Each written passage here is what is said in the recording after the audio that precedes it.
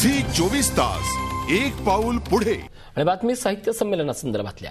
साहित्य संमेलनाच्या व्यासपीठाला बाळासाहेब ठाकरेंचं नाव देण्यात गैर काय असा सवाल राष्ट्रवादीचे अध्यक्ष शरद पवार यांनी केलाय. बाळासाहेबांचं राज्याला मोठं योगदान आहे असंही ते म्हणाले.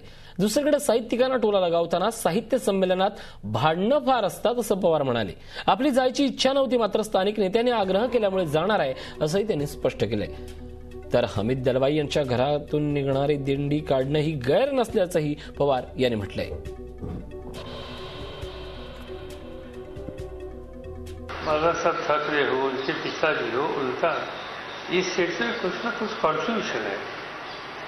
He was a writer, his father was a writer, he himself was the editor. और ऐसे समय पर नाम दे दिया तो मुझे मालूम है कि वो इस बारे में इतनी समस्या खड़ी करने की आवश्यकता है. साहित्य संमेलनाचे उद्घाटन मी जातो आणि जायची इच्छा नव्हती, कारण तिथं भांडणं फार असतात, खूप असतात. पण फारच आमच्या सगळ्या स्थानिक सहकारी मित्रांचा आग्रह म्हणून मी जातोय. मला असं वाटतं की साहित्याच्या क्षेत्रामध्ये ज्यांनी योगदान दिलेलं आहे त्याची नोंद त्या ठिकाणी घेत असेल तर यावेळेला असा विरोध करणं कुठल्याही गोष्टीला हे काय फारसं योग्य नाही. साहित्य संमेलनाच्या व्यासपीठाला बाळासाहेब ठाकरेंचंच नाव देण्यात येणार असून त्यामध्ये कुठलाही बदल होणार नाही. तसंच आक्षेप घेणाऱ्या सर्वांची बोलणी करून वाद मिटवण्याचे प्रयत्नही आम्ही करत असल्याची प्रतिक्रिया साहित्य संमेलनाचे स्वागताध्यक्ष सुनील तटकरे यांनी दिली आहे. आणि वेळप्रसंगी शिवसेना नेत्यांशी याबाबत चर्चा केली जाईल असे संकेतही त्यांनी दिले. ते नाशिकमध्ये बोलत होते. साहित्य संमेलन रायगडला नाही तर चिपळूणला होत आहे. वाद नक्कीच झालेले आहे त्या संदर्भामध्ये.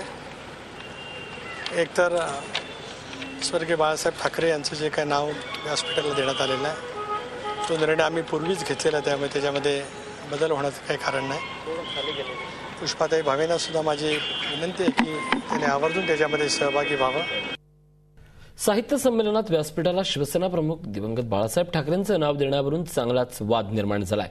लेखिका पुष्पा भावेंनी बाळासाहेबांच्या नावाला विरोध केलाय, तर शिवसेनेनं पुष्पा भावे कोण असा प्रश्न विचारला.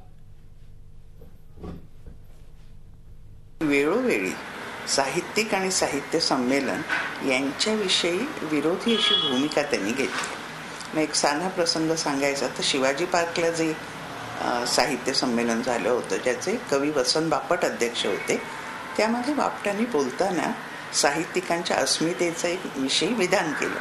ते विधान वाचल्यानंतर दुसऱ्या दिवशी बाळासाहेबांनी हा कसलं साहित्य संमेलन, हे तर बैल बाजार असं म्हणून साहित्यिकांना बैल असं संबोधलं होतं. काही म्हणजे कोण?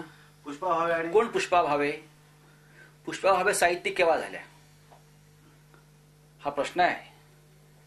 उद्या कोणी साहित्यिक म्हणाले कोणालाही, म्हणजे किरकोळ किराणा दुकानाच्या चिठ्ठ्या लिहितात जिन्नसाच्या, ते सुद्धा उद्या साहित्यिक म्हणून म्हणतील आणि एखाद्या गोष्टीला विरोध करतील. झी 24 तास एक पाऊल पुढे.